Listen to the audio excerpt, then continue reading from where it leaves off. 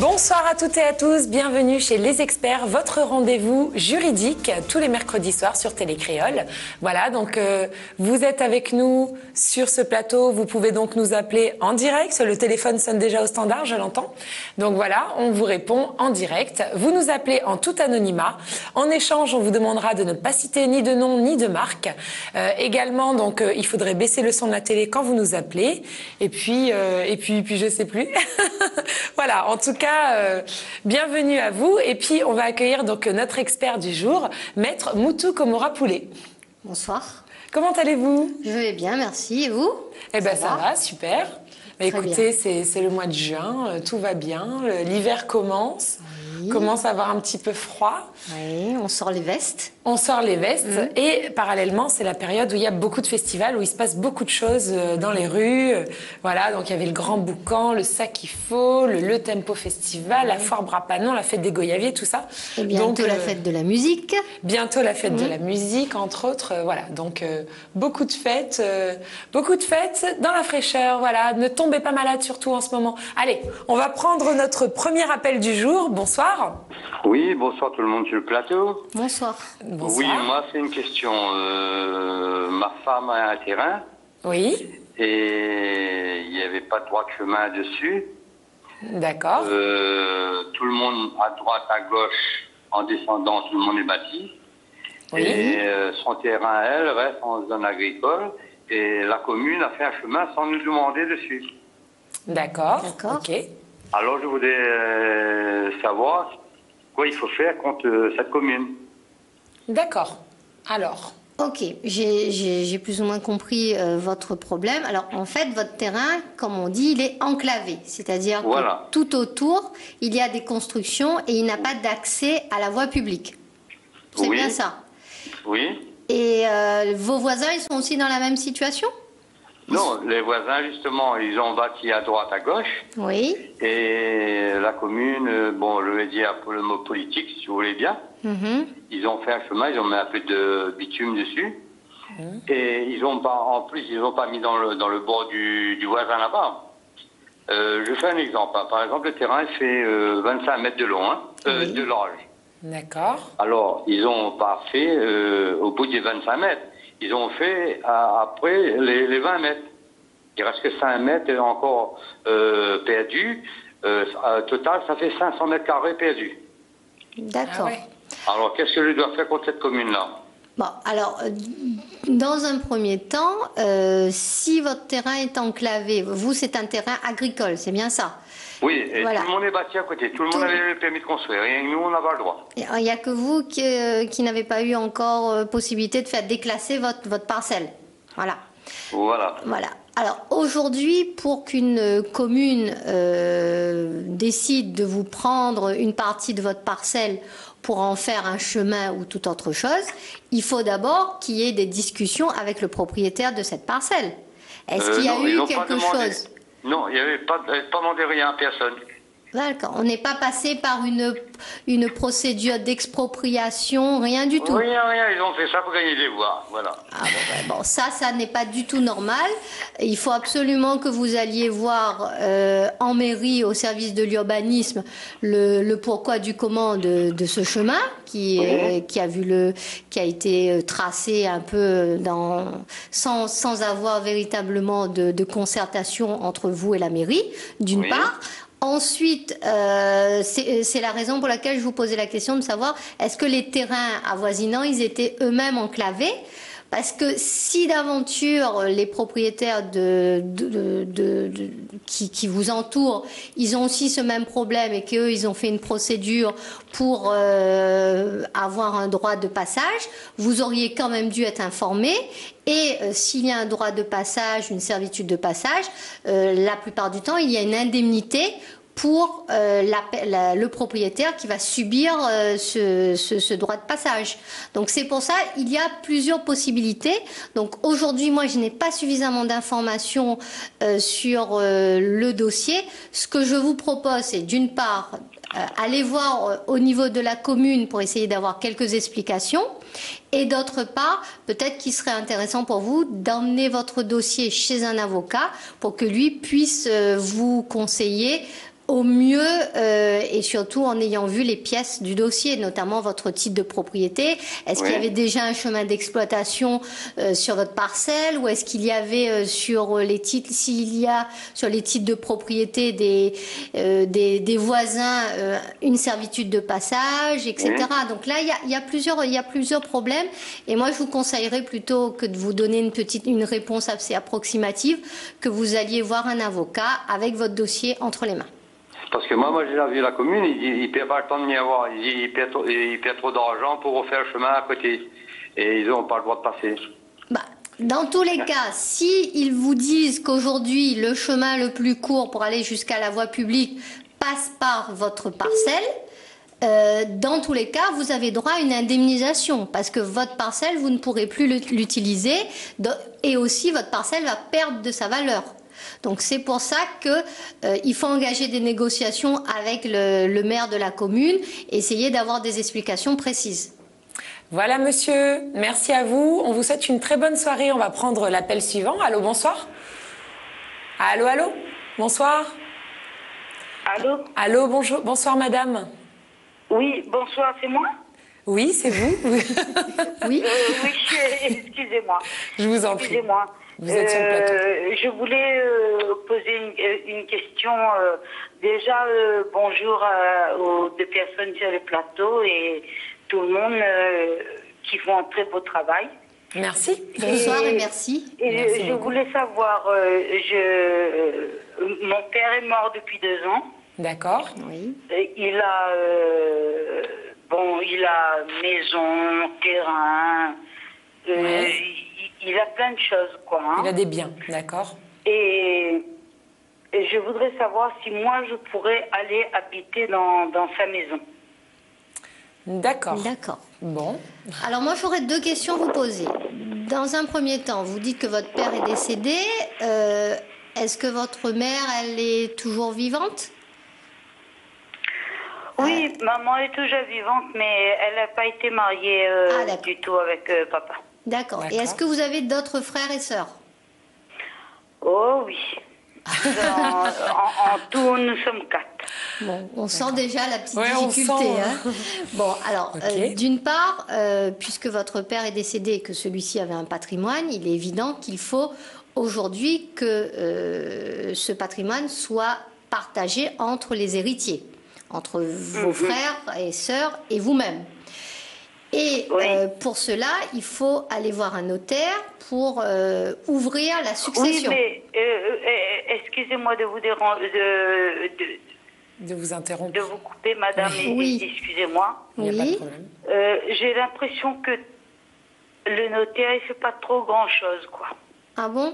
Donc vous avez déjà Oui, été voir le notaire, c'est ça? Oui, D'accord. parce que je suis déjà allée voir le notaire. Par exemple, nous avons un terrain Oui. qui fait à peu près 300 hectares et ils ne trouvent pas à qui est le terrain soudain. Alors, ils savent que c'est sur notre nom, quoi. D'accord.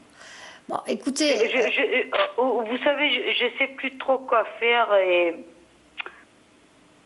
Vous avez besoin J'ai- d'aide. C'est pour ça que vous nous appelez. ouais. D'accord. Bon, on sent un petit peu d'émotion. Ouais. Il est vrai qu'aujourd'hui, si la succession est déjà ouverte, le notaire déjà, il doit faire un petit peu, il doit faire des recherches, essayer de voir un petit peu tous les biens qui composent cette succession. Maintenant, si, d'après ce que vous nous dites, il y aurait des difficultés pour identifier telle ou telle parcelle, à ce moment-là, peut-être que vous pouvez retrouver, vous ou vos frères ou vos sœurs, retrouver dans les documents de votre père les titres de propriété, les amener chez le notaire. Et le notaire, ce qu'il doit faire, lui, dans un premier temps, c'est voir s'il y a une possibilité de partage amiable. C'est-à-dire, est-ce que vous pouvez vous entendre entre frères et sœurs, entre héritiers, pour un partage amiable? Avant, on ne s'entendait pas du tout. Oui. Et maintenant, on Ça commence va à mieux. s'entendre. Bon, c'est Mais déjà- moi, je voulais savoir, Oui. est-ce que vous pensez que les archives départementales puissent nous aider un petit peu parce que mon père avait beaucoup de terrain et Et vous ne retrouvez pas les papiers, c'est ça? Voilà. Mais Est-ce qu'il faut que je descende à Saint-Denis, Qu'il y a un endroit où vous pouvez retrouver éventuellement des copies de ces papiers? Je voulais savoir, est-ce que c'est un endroit où je pourrais retrouver ces papiers, justement? D'accord. alors, en fait, il faut aller voir au service de la conservation des hypothèques. Ça se trouve ou dans le Nord à Saint-Denis, à l'hôtel des impôts à Sainte-Clotilde. Attendez, madame, s'il vous plaît. Oui. Conservatoire des hypothèques. Ah, vous notez, La d'accord. conservation des hypothèques. Vous nous avez fait peur un petit peu. Je ne pensais pas qu'il y avait des trucs à noter. D'accord. Bon, vous rendez à la conservation des hypothèques. À la conservation des hypothèques, vous avez possibilité de demander une fiche personnelle de votre père. Et sur cette fiche personnelle, il sera mentionné tous les biens qu'il a reçus, qu'il a achetés ou qu'il aurait vendus. Donc vous avez déjà une base de travail, c'est cette fiche-là. Ensuite, je pense comprendre qu'il y aurait peut-être certains biens qui seraient aussi dans le cadre d'une succession de son père ou de votre grand-père, etc. C'est vrai que là, ça pose un petit peu plus de problèmes. Alors, le mieux, c'est de vous rendre à la conservation des hypothèques, essayer de récupérer les fiches personnelles de votre père, de son père, de son arrière, de son grand-père, par exemple, avec les dates de naissance de ces personnes-là, vous pouvez avoir ces documents. En fait, vous commandez les documents. Pardon. Oui. Donc vous me dites aux archives départementales, c'est pas la peine que j'y vais alors. Alors, aux archives départementales, qu'est-ce que vous allez pouvoir obtenir? Vous allez pouvoir commander des actes de naissance, par exemple. Si, par exemple, il y a un problème de filiation, vous ne connaissez pas forcément la filiation de votre père, à ce moment-là, oui, vous pouvez aller récupérer les documents aux archives départementales. Alors, d'accord. Voilà. Mais en règle générale, pour tout ce qui est propriété, nous avons ce qu'on appelle la publicité foncière et tous les documents, tous les actes de vente, les titres de propriété sont enregistrés au niveau de la conservation des hypothèques. Ou de Saint-Denis ou de Saint-Pierre, ça dépend de son lieu de naissance, du lieu de situation des immeubles. Voilà, on va déjà commencer par cette étape, madame, donc la conservation des hypothèques. Attendez, je suis en train de noter, la conservation des hypothèques. Voilà, conservation des hypothèques. Et ensuite, vous n'hésitez pas à nous rappeler mercredi prochain ou dans les prochaines semaines pour voir si ça a avancé un petit peu, si vous avez d'autres questions. Oui, parce que justement, excusez-moi, mademoiselle, je sais que vous avez beaucoup de trucs, mais ça fait déjà 3 ans qu'il est mort. Ouais. Et il a la clé chez juste un garçon. Moi, j'ai pas de clé, personne n'a de clé, nous sommes à 4. D'accord. D'accord. Mais est-ce que le bien est occupé? Est-ce que quelqu'un... pour l'instant, je pense que le bien n'est pas occupé. Et moi, j'aimerais... vous aimeriez vivre là-bas. M'en aller parce que comme je suis une femme battue et j'aimerais... m'en aller et partir. D'accord. Bah, écoutez, madame, il y a plusieurs choses. C'est une maison de 3 étages. Oui, d'accord. Bah, commencez déjà par cette étape-là pour essayer de faire avancer les choses avec le notaire. Et ensuite, on verra dans une deuxième étape si vous pouvez habiter le lieu. Vous pouvez me rappeler, s'il vous plaît? Vous rappelez, c'est-à-dire le nom? 6 questions des... La conservation des hypothèques. Voilà. Demandez à votre notaire de bien vous préciser quel titre ou quel titre de propriété, quel bien votre père aurait eu dans la succession. Ensuite, vous lui demandez l'adresse, si vous voulez, du service de la conservation des hypothèques et vous irez chercher ces documents. Mais lui, en tant que notaire, il peut le faire aussi. Donc, le mieux aujourd'hui, si vous êtes un petit peu démuni face à toute cette situation, le mieux c'est aller voir le notaire, exposez-lui précisément votre situation de détresse et demandez-lui de faire en sorte que ces démarches aillent un petit peu plus vite pour qu'on puisse aller jusqu'au partage assez rapidement. Si vous me dites en plus que vous avez un accord entre les héritiers. Pardon. Voilà, madame. Je suis désolée, on va devoir vous laisser. Je voulais savoir, est-ce que je peux aller habiter chez mon père? Ben, ça, on le saura après toutes ces étapes-là, madame. Là, on ne peut pas vous répondre. Voilà. En 2 mots, si je me permets, vous pouvez aller vivre dans un bien qui serait en indivision, mais à l'unique condition, c'est que vous ayez l'accord de l'ensemble des héritiers. C'est-à-dire, vous ne pouvez pas aller de votre propre initiative occuper ce bien si autour de vous, les autres héritiers, ils ne l'acceptent pas. S'ils vous autorisent à le faire et de manière gratuite, oui, vous pouvez le faire, mais il faut leur demander l'autorisation. Parce que être héritier co-indivisaire, cela ne veut pas forcément dire que vous êtes propriétaire toute seule. Donc il faut aussi compter avec les autres héritiers. Donc voilà. Je ne peux pas vous dire vous pouvez le faire. Il faut leur demander l'autorisation. S'ils vous la donnent, vous le faites. Et s'ils ne vous la donnent pas, ben vous n'y allez pas parce que sinon ils risquent de vous demander ce qu'on appelle une indemnité d'occupation si vous avez occupé le bien sans leur autorisation. Voilà. Et une dernière question. Normalement, on n'accorde pas plus d'une. Ça va être très bref. Il y a qu'une personne qui a les clés de la maison de mon père.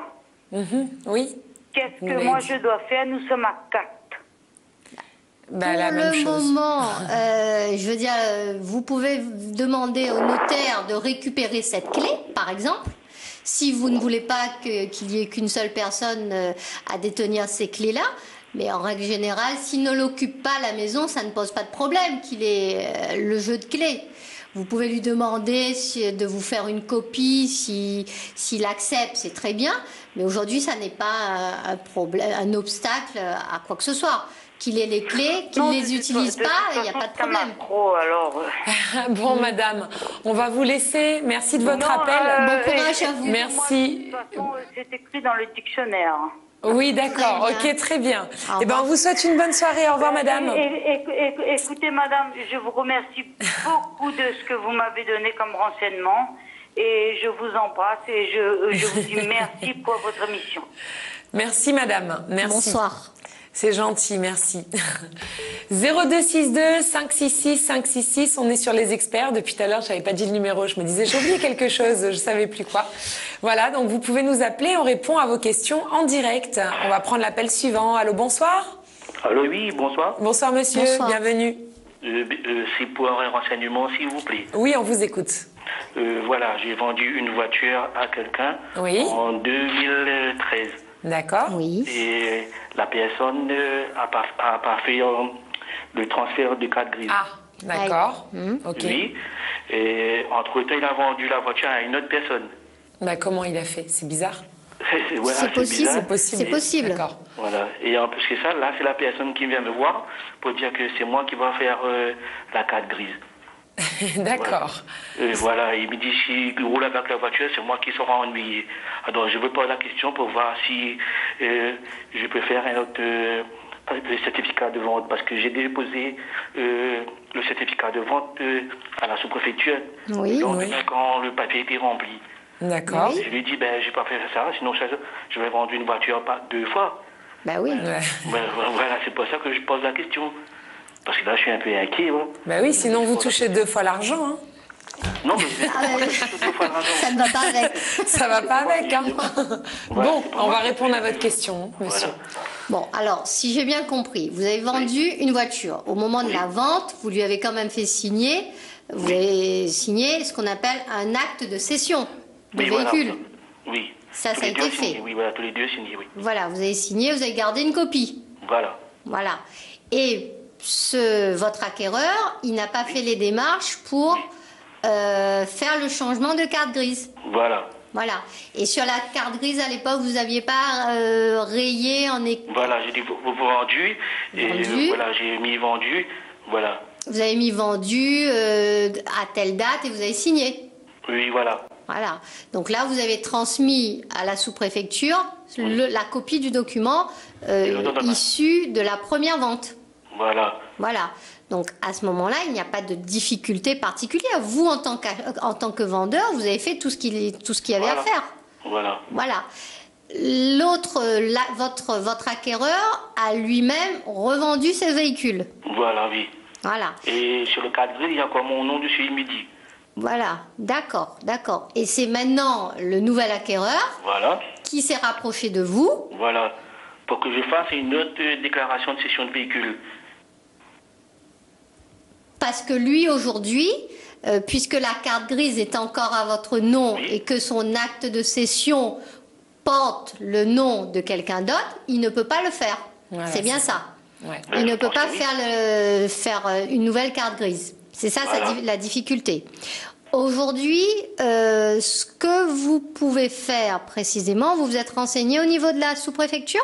Non, pas encore. Vous pouvez peut-être aller voir à la sous-préfecture directement avec une copie de votre acte de cession et expliquer la difficulté que rencontre aujourd'hui le nouvel acquéreur. Et si la préfecture accepte que vous fassiez ce document, vous pouvez le faire. Dès le moment où il n'y a pas un nouveau paiement du prix, etc., tout va bien. Mais moi, j'attire quand même votre attention sur une seule chose, c'est qu'en faisant ce document, vous allez permettre au nouvel acquéreur de faire sa carte grise, de l'avoir à son nom. Mais il ne faut pas, et ça il faudrait discuter avec lui, il ne faut pas qu'il vienne vous chercher si d'aventure il y a des défauts sur le véhicule, qu'il vienne vous chercher vous, puisque vous n'êtes pas son vendeur. Ben oui, c'est ça. Voilà. Donc, aujourd'hui, il faut en sortir de ce problème-là. Moi, je suis tout à fait d'accord pour que vous discutiez avec lui. Vous vous mettez d'accord pour rédiger ce document qui lui permettra de faire le changement de carte grise. Parce qu'aujourd'hui, il ne pourra pas le faire, puisque l'acte de cession qui est en sa possession ne comporte pas le même nom que sur la carte grise. Donc, allez à la préfecture, expliquez-leur précisément le problème. Allez, s'il le faut, avec le nouvel acquéreur. Et s'il le faut, faites les documents devant l'employé de la préfecture. Au moins, c'est sûr, c'est fait sans aucune difficulté. Mais écrivez bien et dites bien à ce nouvel acquéreur que vous n'êtes pas son vendeur et que vous ne pouvez pas lui garantir contre les vices cachés ou à défaut de conformité du véhicule. C'est ça. C'est un peu compliqué. Voilà. Donc le mieux, c'est peut-être lui faire remplir un document comme quoi il reconnaît qu'il n'a pas acheté avec vous, qu'il a acheté avec un tel, et que de ce fait, il ne peut pas venir vous réclamer quoi que ce soit au titre des garanties du vendeur. Oui, voilà. Ça peut être une solution. Voilà. Un document signé comme quoi... Voilà.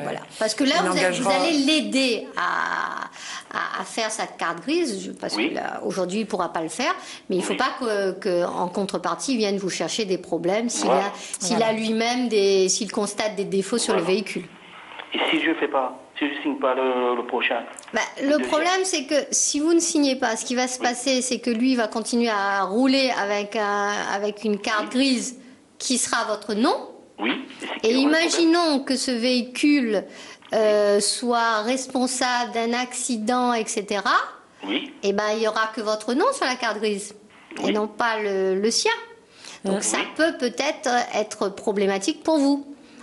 De même si d'aventure, tout bêtement, il est arrêté... il est contrôlé, il donne une carte grise qui n'est pas à son nom, il sera verbalisé, mais il pourra dire mais oui, mais c'est le vendeur qui ne veut pas faire les démarches pour que je puisse avoir une nouvelle carte grise. Donc vous pourriez avoir des problèmes, vous aussi, si vous ne lui permettez pas de faire cette démarche-là. Donc le mieux, c'est de le faire à l'amiable, à mon sens. Allez à la sous-préfecture, en sa compagnie s'il le faut, faites les démarches et expliquez précisément à l'agent qui va vous recevoir la grosse difficulté de ce dossier. D'accord. Voilà, comme ça va vous permettre de sortir. J'ai déjà quand même déposé comment dire ça, le premier à la Oui, source. c'est ça. Bah, Mais c'est s'il ce le qu'on vous dit. retrouve, je pense qu'il n'y aura pas de difficulté. Il faut D'accord, ok. peut-être qu'il retrouve ce premier document. D'accord, ok. Voilà. Voilà. D'accord, ok. Merci beaucoup. Merci Je vous en à vous. Bonne soirée, monsieur. Bonne soirée. Au revoir. Au revoir. 0262 566 566, on est sur le plateau des experts avec une avocate qui répond à vos questions. Donc, on va prendre l'appel suivant. Allô, bonsoir. Allô, allô. Allô. Alors, il faudrait couper le son de la télé, s'il vous plaît. Oui, allô? Allô, bonsoir. Oui, bonsoir. Bonsoir, il faudrait couper le son de la télé, s'il vous plaît. D'accord. Baisse un petit peu la télé là. Non, pas un petit peu, il faut couper totalement. Oui, allô? Oui, couper totalement. Hein? On s'entend encore, voilà. Voilà, c'est bon? Oui, là c'est bon, merci. Bienvenue. Oui, bonsoir. Oui, en fait, voilà, je vous ai appelé la dernière fois concernant ma mère Oui. enfin, au sujet d'un héritage. D'accord. Voilà. En fait, elle a eu sa somme sa partie d'argent D'accord. et elle voulait partager avec les enfants. Oui. Et comme je vous ai appelé la dernière fois, j'ai fait un courrier avec pour les juges de tutelle et tout, à l'UDAF. Oui. Et ils m'ont rendu une réponse parce qu'il fallait toutes les adresses des enfants et tout, des frères et sœurs. D'accord. Donc c'est que je l'ai donné et tout, j'ai donné les adresses et tout. Et là, ils m'ont renvoyé une réponse comme quoi on allait être convoqué devant le tribunal avec un juge, mais jusqu'à maintenant, ça fait plus pratiquement 2 mois maintenant, on n'a plus de réponse, rien. Je voulais savoir comment faire pour avoir un relancer rendez-vous avec le juge maintenant. Oui, d'accord. Bon, alors, comme quoi la démarche, le conseil, c'était un très bon conseil. Vous avez fait le courrier au juge des tutelles. Le juge des tutelles, bien évidemment, à la suite de votre demande, vous a répondu qu'il lui faut réunir tous les héritiers, toute la famille, Oui. pour pouvoir statuer et prendre une décision, vous autoriser votre mère à partager cette somme d'argent. Mais en fin de compte, le courrier, c'était pas avec le juge, en fait, compte, c'est l'UDAF, parce que comme c'est l'UDAF qui gère son argent et tout. Donc moi, j'ai fait le courrier à l'UDAF carrément. Ah d'accord, vous avez écrit à l'UDAF et non pas au juge des tutelles. Et donc, Parce que moi, j'avais téléphoné à l'UDAF et tout, l'UDAF m'avait dit qu'il faut faire un courrier pour qu'eux, ils puissent faire la demande auprès du juge, auprès du tribunal, pour être convoqué devant le tribunal avec les enfants, avec la maman et tout. Mais en fin de compte, maintenant, moi, comme j'ai fait le courrier, et là, j'ai eu une réponse comme quoi on allait être convoqué devant le tribunal et tout, mais jusqu'à maintenant, ça fait pratiquement 2 mois qu'on n'a plus de réponse, rien. Bon, alors, vous ne serez pas convoqué devant le tribunal, hein, c'est une procédure purement gracieuse, c'est que vous allez être convoqué chez le juge des tutelles. Donc, voilà. Aujourd'hui, vous avez l'adresse de ce juge des tutelles, puisque en fonction de là où vous habitez, vous savez lequel des juges des tutelles est compétent. Non, moi j'ai pas l'adresse et tout. Parce que moi, votre mère, elle habite où? Dites-moi. Votre mère, elle habite où? Elle habite chez une famille d'accueil. D'accord. Et dans quel coin de l'île? Au nord, à l'est, au sud, à l'ouest? Moi je vais vous dire quand même mon endroit, c'est à la plaine des Caves. Alors... Bon. Le juge des tutelles compétent, c'est le juge de tutelle de Saint-Pierre. Oui, normalement c'est ça, oui. Voilà. Donc ce que vous faites, vous voyez le courrier que vous avez adressé à l'UDAF. Oui. Vous adressez le même courrier au juge des tutelles de Saint-Pierre et vous lui demandez de vous convoquer, vous et le reste de la fratrie, le plus rapidement possible. Si vous pouvez, le mieux, c'est d'aller emmener le courrier au greffe pour qu'il l'enregistre tout de suite. Et on aura au moins le bénéfice de ce déplacement. Et surtout, vous allez peut-être avoir une audience très rapidement. Maintenant, il faut savoir que là, actuellement, on est au mois de juin. À partir du 15 juillet au 20 août, ce sont les vacations judiciaires. C'est-à-dire que le tribunal fonctionne un peu plus au ralenti, il y a moins d'audience, les magistrats, parfois, ils sont en congé, ou les greffiers sont aussi en congé. Donc, c'est une période où tout est un peu au ralenti. Donc, moi, je vous conseillerais d'aller très vite au greffe de Saint-Pierre, au juge des tutelles, et demander à ce que vous soyez convoqué assez rapidement. Oui, mais le problème maintenant, le courrier que j'ai fait à l'UDA, Oui. Je ne sais pas si j'avais fait une photocopie ou pas.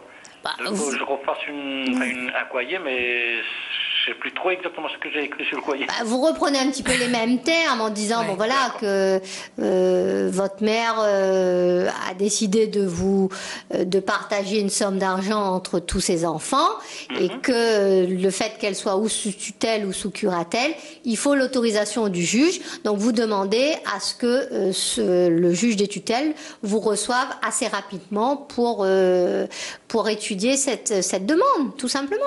D'accord. Mais pour avoir l'adresse du juge, il faut partir directement au tribunal.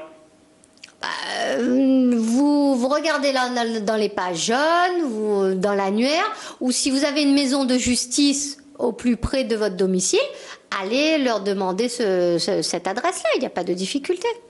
D'accord, ok. Voilà. Parce que moi, j'ai rappelé l'UDAF en question, Oui. mois après, et elle m'a dit, c'est le juge de décider quand ça, ils vont nous convoquer. Mais maintenant, voilà, nous, on attend toujours, on n'a plus de réponse. Alors, moi, je vais vous dire très simplement, si l'UDAF n'a pas fait de diligence pour saisir le juge, vous risquez d'attendre encore longtemps. Donc, le mieux, saisissez vous-même le juge. Voilà. Il faut qu'elle donne le courrier au juge pour qu'on puisse être convoqué. Mais maintenant, est-ce qu'elle a remis le courrier au juge ou pas? C'est pour ça qu'on vous dit de faire vous-même le courrier et de saisir vous-même le juge. D'accord. Faites-le vous-même. Ok, il n'y a pas de souci alors. Très bien, merci. Tenez-nous au courant. Merci monsieur, bonne soirée. Au revoir. 0262 566 566, on est sur le plateau des experts. On va prendre l'appel suivant. Allô, bonsoir. Allô, bonsoir. Bonsoir, monsieur. Oui, merci. Bonsoir, mesdames. Bonsoir. Oui, moi, j'ai une question à poser. Oui. Moi, je suis divorcé et j'ai jamais payé les pensions alimentaires. D'accord. Et je voudrais... C'est un aveu. La maison qu'on a achetée tous les deux ensemble. Oui. Comment ça va se faire? Vous voulez vendre la maison que vous avez achetée tous les deux ensemble? Oui. Et vous aviez des pensions alimentaires à payer, vous ne les avez jamais payées? Non. Parce que moi, j'ai jamais revu mes enfants. D'accord, ok. Bon, alors là, il y a deux problèmes. Du moins, j'ai deux observations à vous faire. Si la pension alimentaire a été fixée par le jugement de divorce, mais que votre ex-conjoint n'a pas entendu mettre en place de paiement direct ou venir vous les réclamer, aujourd'hui, soit vous payez, ou soit vous ne payez pas, ou soit vous allez directement devant le juge aux affaires familiales pour demander la suppression de cette pension alimentaire. Parce qu'aujourd'hui, sur votre tête, il y a une épée de Damoclès. Non, elle n'a jamais réclamé les pensions alimentaires. Ils ont jamais Voilà, réclamé. donc elle, aujourd'hui, si madame, elle n'a pas réclamé, est-ce à dire qu'elle a renoncé au bénéfice de ses pensions alimentaires? Ou est-ce qu'un beau jour, elle va se réveiller, elle va aller emmener le jugement de divorce chez un huissier et demander à ce que on vous fasse payer la pension alimentaire et les arriérés. La totalité, quoi. Voilà, donc pour ce problème-là. Oui, mais madame, oui. moi excusez-moi. Oui. Je vous ai coupé la conversation. Mais j'ai pas le droit de visite, rien. Depuis 9 ans, moi, j'ai pas vu mes enfants. Oui, mais ça, c'est autre chose, monsieur. Alors, est-ce que dans la décision du juge, est-ce que vous aviez un droit de visite qui a été fixé? Droit de visite, elle a pris mes 3 enfants, elle est partie, elle s'est cassée en France. Et vous n'avez pas réclamé non plus? J'ai vu mes enfants. Donc vous n'avez pas son adresse, vous ne savez pas... Je ne sais rien. Voilà, bon, c'est vrai que c'est très compliqué. Et bon, moi, je ne vais pas vous conseiller d'aller déposer plainte pour non-représentation d'enfants parce que vous n'avez même pas son adresse. Si elle est partie en métropole, je ne suis pas certaine que vous ayez une adresse pour pouvoir déposer plainte et qu'on puisse la retrouver. Non, je pourrais la retrouver. Hein. Voilà. Mais je ne vais pas la chercher. Vous ne voulez pas aller la chercher. Bon, écoutez. Non, je ne vais pas la chercher. Bon, pour ce qui est de la pension alimentaire, si elle ne vient pas la réclamer et si elle ne fait pas le nécessaire, vous laissez les choses en l'état, ou si votre situation financière elle a changé et que vous n'êtes plus en mesure de la payer, cette pension, ce que vous faites, c'est que vous saisissez le juge aux affaires familiales pour demander la suppression. Mais là encore, il va se poser un problème, c'est qu'il vous faut saisir le juge de son domicile, qui est le juge compétent si les enfants sont avec elle, mais vous n'avez pas son adresse. Donc vous êtes... Oui, mais c'est des enfants majeurs. Ah bon, ils sont majeurs. Peut-être qu'ils sont maintenant, ils sont devenus complètement autonomes. Quand on s'est séparés, ils étaient mineurs. Maintenant, ils sont majeurs. Ouais. Mais est-ce qu'ils sont complètement autonomes? Ça, vous n'en savez rien. Oui, c'est... Si, bon, c'est bon. Donc la pension alimentaire n'est plus due. J'ai des petites informations D'accord. par rapport à la famille, mais sans plus. Mais eux-mêmes, moi, j'ai pas d'informations avec eux. Quoi. Bon, alors pour vous donner une information générale, la pension alimentaire, elle est due jusqu'à ce que vos enfants soient majeurs autonomes, c'est-à-dire qu'ils travaillent, ils n'ont plus besoin, s'ils n'ont plus besoin de cette pension alimentaire, vous cessez de la payer. Voilà.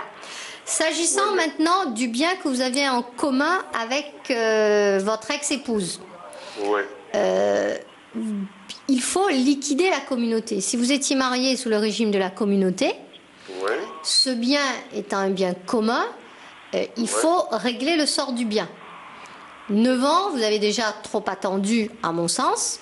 Donc, vous avez possibilité d'aller voir un notaire pour demander à ce qu'on fasse les opérations de liquidation de votre régime matrimonial. Et dans le cadre de cette liquidation de la communauté de votre régime matrimonial, soit c'est vous qui rachetez la part de madame, parce que chacun, vous avez la moitié, soit c'est elle qui rachète votre part, ou s'il n'y a pas de possibilité en ce sens, eh ben le bien, il doit être vendu. Et l'argent, ensuite le prix partagé entre vous deux. Oui, mais c'est moi qui paye le foncier, c'est moi qui paye les taxes d'habitation. Oui, mais dans le cadre de cette liquidation... Madame, excusez-moi. Mais elle n'habite plus à ce domicile-là, mais c'est moi qui paye. Oui, mais c'est quand même encore à elle, à moitié. Mais vous avez acheté ou vous avez construit en commun. Donc... Oui, mais on est divorcés. Ah oui, mais justement. Quand bien même vous soyez divorcés aujourd'hui, au moment de l'achat ou de la construction de cette maison, vous étiez dans les liens du mariage, donc ce bien, il est commun. Attends, madame, encore, excusez-moi. Oui. Quand on s'est mariés, elle était mademoiselle et moi monsieur. Après, on s'est mariés quand on a construit. Oui, d'accord. Alors, comment ça marche? Alors, donc, si vous voulez, dans tous les cas, vendre ce bien qui est un bien commun, il faut que madame, elle vous donne son accord. Vous ne pourrez pas vendre tout seul. Parce que le notaire, imaginons que vous trouviez un acheteur, au moment où vous irez chez le notaire pour faire les papiers, le notaire, il verra bien que sur votre titre de propriété figure 2 noms, non pas un seul. Oui, c'est sûr. Voilà. Donc, on revient un petit peu au début, c'est un peu le serpent qui se mord la queue. Donc, il faut liquider la communauté, c'est-à-dire où elle est d'accord et vous vendez le bien. Voilà. Je suis entièrement d'accord, mais je n'arrive pas à communiquer avec elle. Comment je pourrais faire là? Monsieur, là, c'est une autre question. Soit vous avez son adresse et vous lui faites un courrier en lettres recommandées pour lui notifier vos intentions. Soit vous allez voir un notaire et c'est le notaire qui fera les démarches puisqu'il a été saisi. Ah bah oui, dans tous les cas, le notaire il va vous facturer des frais, bien évidemment. C'est toute la difficulté. Voilà, monsieur, on va devoir vous laisser. Oui, merci. Merci beaucoup. Bonne soirée. Merci à vous. Je vous en prie. Au revoir. Au revoir. Au revoir. Et oui, le mariage se fait à 2, les enfants, ça se fait à 2, donc forcément, quand on se sépare, ça se liquide à 2. Voilà, les conséquences d'une séparation, il faut aussi les subir à 2. Alors, on va prendre l'appel suivant. Allô, bonsoir. Oui, bonsoir mesdames. Bonsoir messieurs. Bonsoir. Voilà, ça serait un petit peu compliqué. J'ai mon père qui est mort il y a 9 ans. Oui. Oui. Et en fait, suite à ça, je m'occupe de ma belle-mère belle-mère. Enfin, je m'en occupe, c'est-à-dire que je lui fais des visites à l'hôpital, etc. D'accord. Je suis devenu le tuteur il y a quelques mois. Ok. Bon, il y a une petite somme, c'est vrai, sur le compte de la belle-mère. Hein, mais j'ai pas été reconnu par mon père, en fin de compte. D'accord. Je ne sais pas comment ça se passera plus tard, si c'est l'État qui prend cette somme ou si... Si elle décède, vous voulez dire? Voilà, c'est ça, tout à fait. Ouais. D'accord. En fait, c'est votre belle-mère? Oui, tout à fait, oui. D'accord. Il était marié avec cette femme-là. Voilà, donc votre père, qui ne vous a pas reconnu, était marié avec une dame, et aujourd'hui, c'est vous qui êtes le tuteur de cette dame. Oui, tout à fait, oui. Voilà, et cette dame a un petit pécule. Oui. Voilà, et elle n'a pas d'autres enfants? Non, elle n'a pas d'autres enfants. Elle n'a pas d'autres enfants. Et donc aujourd'hui, la question de savoir qui va récupérer cette somme d'argent à son décès. Voilà, tout à fait. Voilà. Alors, s'il n'y a vraiment personne dans le cadre d'une succession qu'on appelle en déshérence, c'est l'État qui récupère. Ouais. Maintenant, puisque vous êtes la seule personne à vous occuper d'elle, et que vous êtes son tuteur, vous voyez au niveau du juge des tutelles, et surtout cette dame, est-ce qu'elle est encore capable d'exprimer sa volonté? Non, je crois pas. Elle n'est plus capable, parce que si elle était suffisamment lucide et qu'elle avait envie de faire un testament ou quoi que ce soit, vous pourriez en parler au juge des tutelles. Si celui-ci estime qu'il n'y a pas de difficulté, il n'y a pas de pression que vous exercez sur elle et tout, ça peut se faire. Ça peut se faire avec l'autorisation et sous le contrôle du juge des tutelles. Mais là, aujourd'hui, si vous me dites que cette dame, elle n'est plus en capacité d'exprimer une volonté et qu'elle n'a plus la lucidité nécessaire, ça va être très compliqué.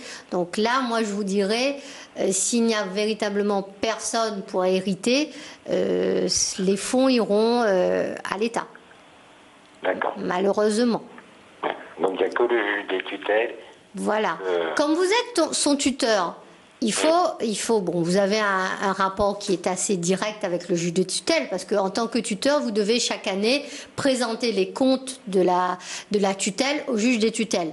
Demandez-lui, essayez de lui parler de ce problème-là, et lui peut-être vous donner un peu plus d'éléments, parce que moi je ne connais pas l'état de santé de cette dame-là, et savoir si on peut faire une expertise, si elle peut elle-même exprimer une volonté. Mais si aujourd'hui elle n'a pas eu envie de vous donner, de vous transmettre cette somme d'argent, parce qu'elle n'a pas envie ou parce qu'elle n'a pas la capacité nécessaire pour exprimer sa volonté, à mon sens, cette somme, elle ira à l'État. D'accord. Voilà. Bon, je pense qu'elle peut exprimer sa volonté devant le juge. Oui. Mais bon, le problème, c'est qu'elle ne sait plus trop ce qu'elle a, en fin de compte. Ah. Et puis, c'est pas une grosse somme non plus, hein, c'est à peu près 20 000 €. Hein, c'est pas... D'accord. Oui, c'est vrai, mais bon, après tout, si vous êtes la personne qui vous occupez d'elle, et aujourd'hui, c'est peut-être un petit peu normal que vous envisagiez de revendiquer quelque chose. Maintenant, c'est vrai que la situation, tout dépendra de la capacité de cette dame à manifester ou à exprimer sa volonté. Voilà. D'accord. Et bien évidemment, étant sous tutelle, ça se fait sous le contrôle du juge des tutelles. Ok. Voilà. Je vous remercie beaucoup. Je vous en Merci prie. à vous, monsieur. On vous souhaite une bonne soirée. Bonne soirée. Au revoir. Au revoir. Les experts, on va prendre donc l'appel suivant. Allô, bonsoir. Oui, bonsoir. Bonsoir, madame. Bonsoir. Bonsoir, de madame sur le plateau. Bienvenue.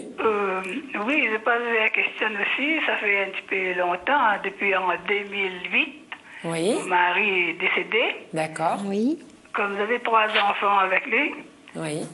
Elle était mariée alors, mariée, mais il y avait une petite séparation devant le tribunal. En séparation, alors on avait une séparation, mais pas divorcé. Séparation de corps? Alors, oui, séparation de corps. D'accord. Alors, après, ben, il avait une maîtresse. Il avait eu un autre enfant avec une maîtresse. D'accord. Ben, l'enfant, il porte son nom aussi. Mais quand il est décédé, ben, il avait sa voiture. C'est la maîtresse Lapon. Ok.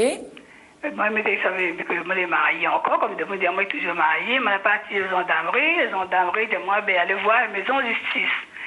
La maison de justice, ça, il appelle la femme, elle ne l'a pas présentée. Parce qu'elle avait dit à mon mari, il doit encore chez la voiture. D'accord. Ben, je me crédit, il doit encore. Alors, elle n'a pas présenté, ben, plusieurs fois, ben, la maison de justice, là, reste comme ça. Moi, comme j'avais les enfants malades aussi, comme elle, l'handicap, mais moi aussi, je n'ai pas trop bonne santé, je la laisse tomber. Enfin, ma fille, elle fait rien jusqu'à maintenant. D'accord. Elle reste comme ça. Ben, je veux savoir, parce que la maison même n'est pas en bon état. C'était une petite maison, le terrain, elle n'est pas acheté encore. La maison, c'était bois sous tôle. Alors, le terrain de ma fille, elle a dû acheter, elle a fait tous les papiers, mais elle n'a pas encore acheté. Mais pour les voitures, c'est ça que me parle. On n'a pu entendre aucune réponse pour ça. D'accord. Donc, vous voulez savoir la voiture. Le sort de la voiture. Voilà. C'est ça? Oui. Bon, en principe...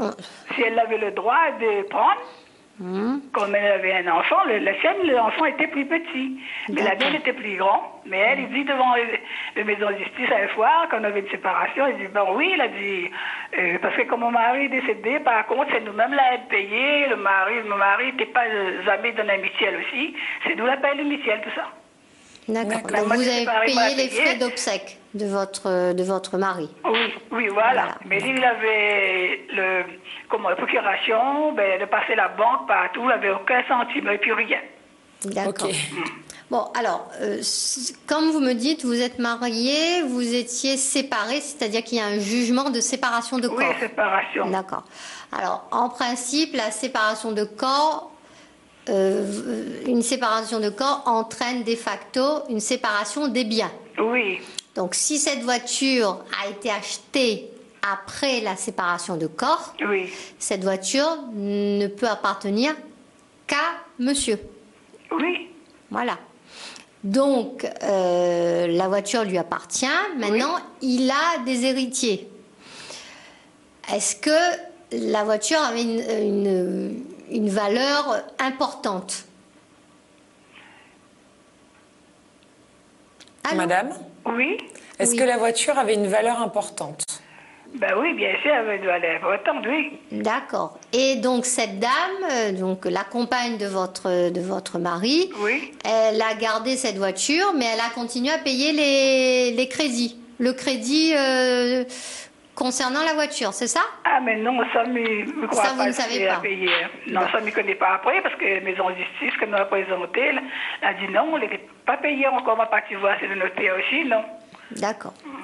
Bon, aujourd'hui, il y a un notaire de saisie pour la succession de votre mari, parce que vous parliez d'un bien que votre fille allait acheter. Oui. D'accord. Donc, dans la succession, est-ce que le notaire, il a incorporé la voiture?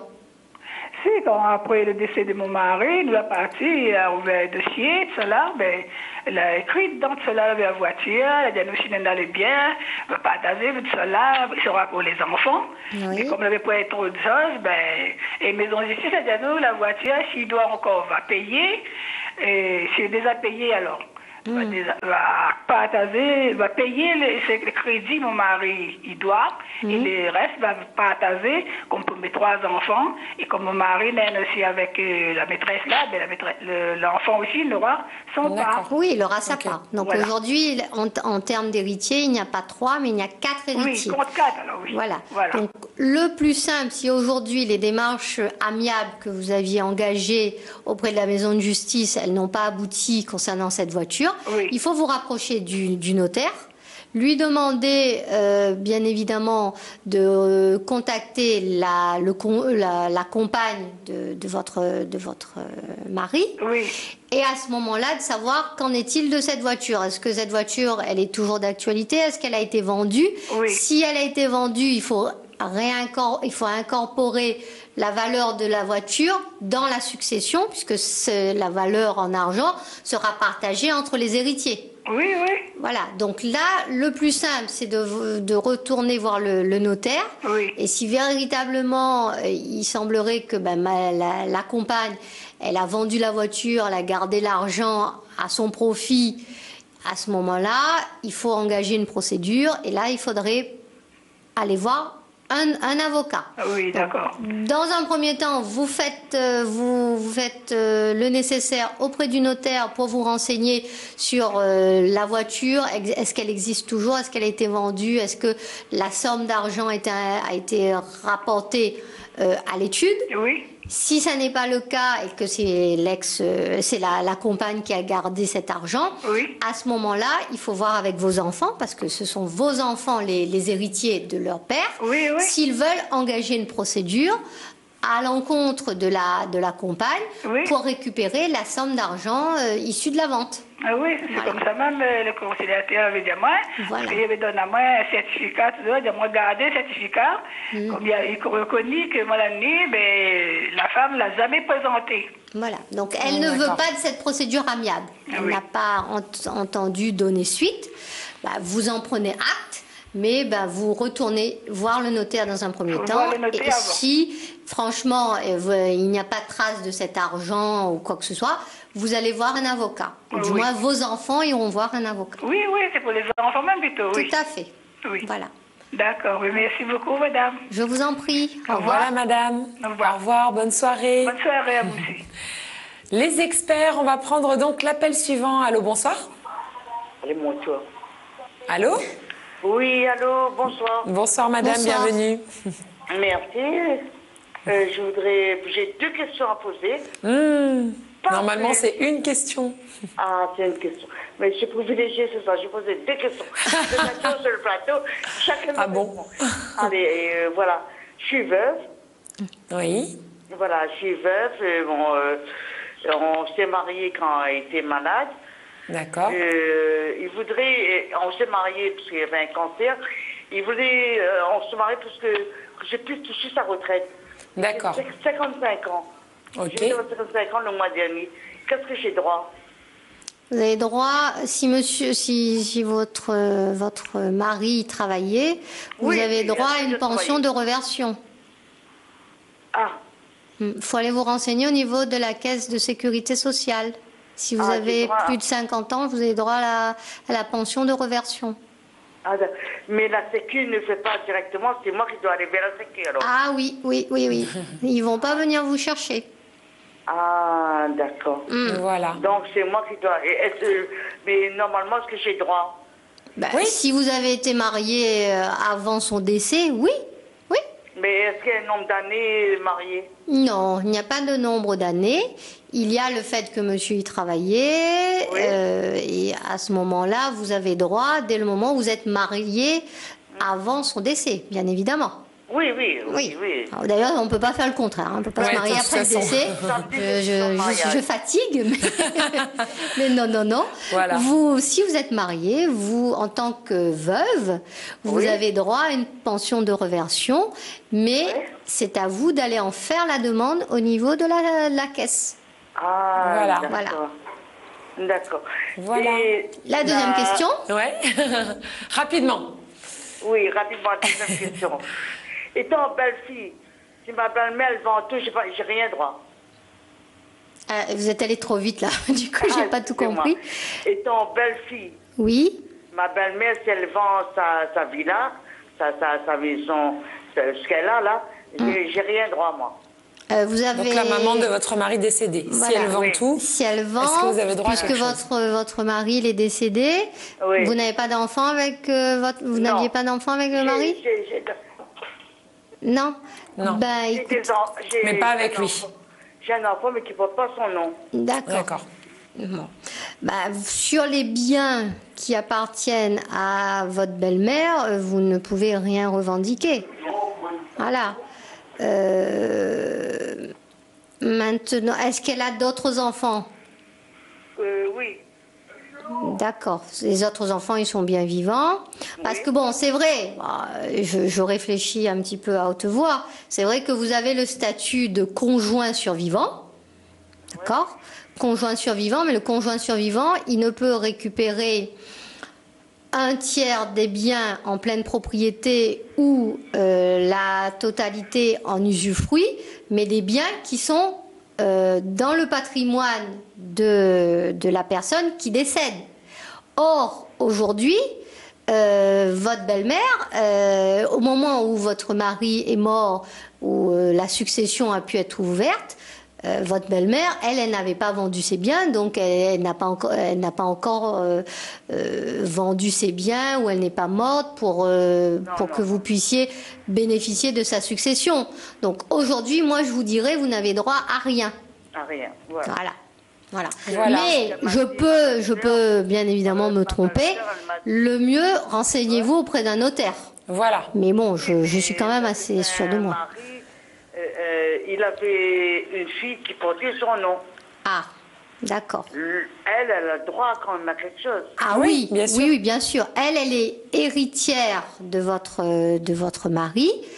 Et bien évidemment, en tant qu'ayant droit et héritière, elle aura droit à la part qui reviendrait à son père dans la succession de sa grand-mère. Voilà. Ça, il n'y a pas de difficulté. Mon fils qui ne porte pas son nom, lui, il a droit à rien. C'est pas son fils. C'est pas son fils. Ben, si, c'est mon fils, c'est lui et moi. Ah, si c'est votre fils, lui et vous, il faut, parce qu'il n'a pas eu... On a demandé un constat pour ADN, on dit que c'était trop tard, parce que il était enterré, c'était trop tard, et tout ça. Mon fils, il a plus de 18 ans. Il n'a pas été reconnu. Il n'a pas été reconnu. Mais est-ce que... Pour lui, il n'y a aucun recours pour lui. Ah si, moi je ne vous ai pas dit qu'il n'y a pas de recours pour lui. Ce que je vous dis, c'est qu'il faut d'abord établir la filiation de votre fils à l'égard de son père. Donc soit vous le faites par possession d'état, parce que maintenant il est décédé, mais pour ça il vous faut aller voir un avocat. Il faut un avocat pour faire reconnaître mon fils. Voilà. Il faut faire établir la filiation de votre fils à l'égard de son père. Oui. Et c'est une procédure judiciaire. Donc il faut passer par le tribunal. Et pour passer par le tribunal, il vous faut un avocat pour faire la procédure. Mais voilà, madame. Je suis désolée, on va vous laisser. On a encore un dernier appel. Oui. Est-ce que lui peut porter le nom de son père? C'est trop tard. Dans le cadre de cette... C'est encore une autre question, madame. Là, on en est au moins. Là, ça fait trop de questions, je suis désolée. Allez déjà faire ce qui doit être fait. Merci. Bonne soirée. Voyez un avocat. Au revoir. Les experts, on va prendre un tout dernier appel. Allô, bonsoir. Allô, oui, bonsoir. Bonsoir, madame. Oui, bonsoir, c'est juste pour un renseignement, s'il vous plaît. Oui, on vous écoute. Par contre, on a un souci, on va dire un souci. On va dire que mais les divorcés, on va dire depuis peut-être 2-3 ans. D'accord. On va dire que par contre, il y a des enfants, on va dire les alternés. Mais par contre, moi, me donne les habits. On va dire que les habits, on va dire que les côtes ou bien quoi que ce soit, mais quand les enfants, quand ils reviennent, n'a plus ni maillot, ni culotte, et les habits les déchirés. D'accord. Je voudrais savoir quel parcours il faut que on va dire que peut reçoir, on va dire. Qu'est-ce que vous pouvez faire par rapport à ça? Pour remédier à cette situation. On va dire, ma fille voit l'avocat, ma fille voit toutes les choses, on va dire que ma fille voit tous les recours. On va dire que là, on va dire qu'on empêche les autres avancer, on va dire, ben voilà. Ok. Bon, alors, c'est vrai que si vous me dites que vous avez quand même un petit peu... Vous avez vu l'avocat, vous avez vu... Voilà. Ce qu'il y a de sûr, c'est que si vous êtes en résidence alternée, si vos enfants sont en résidence alternée, ils sont une semaine chez... D'accord. Non, mais là, c'est pas une résidence alternée, madame. Là, c'est qu'il a droit de visite et d'hébergement. Voilà, mais par contre... Pour la fête des mères, il n'a pas donné moyen pour la fête des mères. Donc je vois les gendarmes, patata. On va dire les choses comme ça. Ça, c'est autre chose. Voilà. Alors, dans le jugement, puisque quand vous êtes passé devant le juge, dans le jugement, il est précisé que la fête des mères, l'enfant doit passer le jour de la fête des mères avec la mère, le jour de la fête des pères avec le père. Voilà. Ça, c'est écrit noir sur blanc. Donc, il est vrai que souvent, pour embêter l'autre, les parents ne respectent pas cette disposition d'un jugement. Donc sur ce point, vous avez fait ce qu'il fallait faire, c'est-à-dire que vous avez eu recours à la force publique. Voilà. Ça, c'est une chose. Concernant les vêtements, alors très simplement, si vous voyez que vos enfants ne reviennent jamais avec les mêmes vêtements, vous leur mettez le minimum de vêtements quand ils vont chez leur père. Lui, de son côté, il se doit d'acheter des vêtements quand ils sont chez lui. Voilà. Donc, il est vrai que chaque parent, souvent les parents, ce qu'ils font, c'est qu'ils préparent un petit sac avec des vêtements de rechange et tout. Mais si vous vous rendez compte qu'à chaque fois, soit les vêtements reviennent déchirés, soit ils reviennent, c'est pas l'intégralité des vêtements qui reviennent chez vous, mais vous mettez le strict nécessaire. Mais écoute, mais envoyez pas rien, moi, non. Oui. Mais on va pas rien, monsieur le papa. Oui, mais le vêtement qu'il m'envoie, ou bien le maillot, ou bien le vêtement qu'il a chez lui, sur mon bon maman, mais il revient déchiré, bien sûr, la point maillot, la point culotte. Bon, alors, c'est vrai que vos enfants, ils méritent quand même d'avoir des vêtements, hein. Ça, c'est une chose. Voilà. Moi, ce que je vous conseillerais, dans ce cas-là, essayez une médiation familiale. Médiation familiale. La point la fine fée, il gagne pas. Bon, mais écoutez, il faut vraiment que. Ben là, j'ai pas d'autres solutions à vous donner aujourd'hui. La médiation familiale, ça a de bons résultats parce que ça permet de rétablir une... La fine fée, mais il gagne pas. Il fait pareil. Il fait toujours pareil. Il amène toujours un vêtement déchiré. Il est toujours les mêmes choses. Il retourne pareil. Bon, bah là, ça passe peut-être pas par une solution juridique. Hein. Non. C'est du bon sens. Voilà, c'est du bon sens, c'est ce que j'allais dire. Il faudrait que le père se rende compte qu'en tant que père responsable, il n'a pas à faire subir ce genre de traitement à son enfant. Non, mais attends, là, il veut dire quoi, là? Les enfants les maltraités. C'est pas de la maltraitance, mais il faut quand même qu'ils puissent revenir avec des sous-vêtements. Les enfants, voilà. Ben voilà, le vêtement est déchiré, ou bien la pointe de maillot, la pointe de culotte, la pointe rien, et les enfants, ils sortent dans la rue, ils montent l'escalier, ben, à la honte.